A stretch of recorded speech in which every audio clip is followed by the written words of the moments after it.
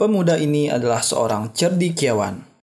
Saking cerdiknya, ia mencoba mencari informasi tentang kehidupan pada periode Jurassic dengan menonton film Jurassic Park dan Jurassic World, which is nggak bakal ketemu informasi penting apapun.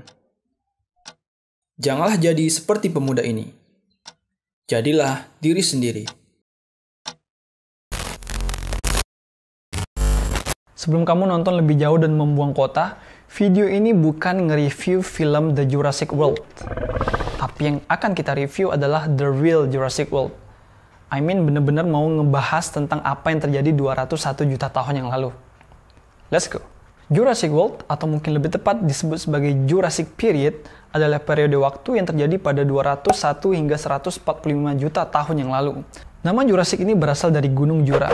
Pertama kali diperkenalkan oleh Alexander von Humboldt yang menemukan gunung yang didominasi oleh batu gamping. Kata Jura itu berasal dari bahasa Latin, yaitu Juria, yang berarti hutan atau gunung berhutan. Kayak nama perempuan ya. Ada yang tahu nggak kenapa kejadian alam yang serem-serem itu diberi nama seperti nama perempuan? Kayak nama-nama hurricane, Harvey, Irma, Maria, and now Juria. Periode ini juga dikenal sebagai The Age of Reptile, karena pada periode inilah akan sangat banyak hewan-hewan reptil yang hidup dan menjadi nenek moyang untuk hewan-hewan reptil di zaman modern saat ini. Periode ini juga menjadi pencetus burung dan kadal pertama yang pernah tercatat dalam sejarah geologi.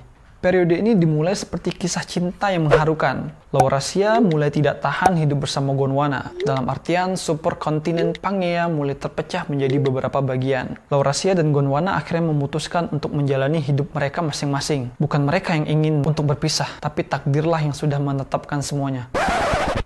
Lah, kok ini kayak cerita Indosiar ya? Mereka dipisahkan oleh aktivitas tektonik yang sangat tinggi di periode ini.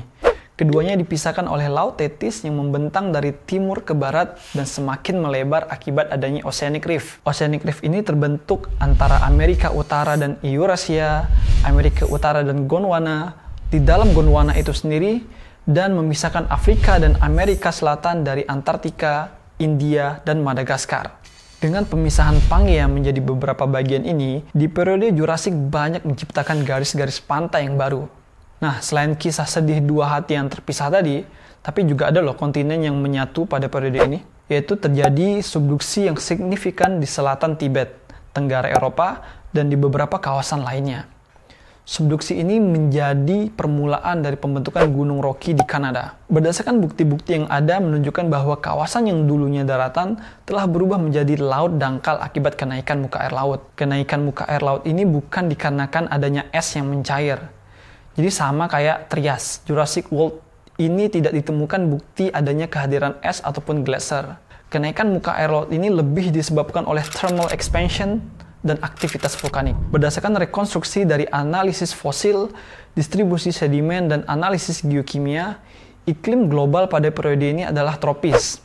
Banyaknya garis pantai baru akibat pemisahan Pangea ini mengubah kondisi kering pada periode Trias menjadi lebih lembab. Analisis isotop oksigen juga menunjukkan bahwa iklim secara global adalah panas, yaitu sekitar 20 derajat Celcius di altitude rendah dan 17 Celcius di laut dalam.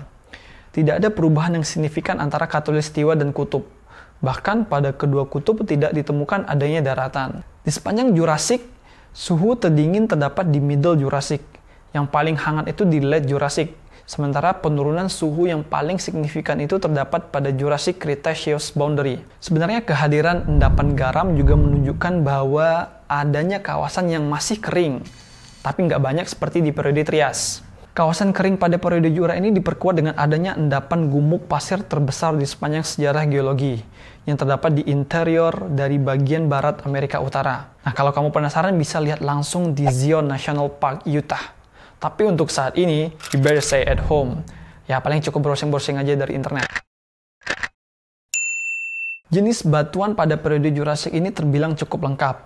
Di periode ini dapat ditemukan batuan beku, batuan sedimen, dan juga batuan metamorf. Batuan beku ditemukan pada pembentukan orogeny, continental rifting, dan seafloor spreading yang menghasilkan massive batholith di pertengahan Jura, serta lava basalt dalam jumlah yang banyak. Batuan sedimen seperti batu pasir, konglomerat, mudstone diendapkan pada Laut Tethys dan endapan darat. Sedangkan karbonat dengan kadar magnesium yang rendah dapat dijumpai pada laut dangkal, dan batuan metamorf dapat dijumpai pada zona-zona subduksi.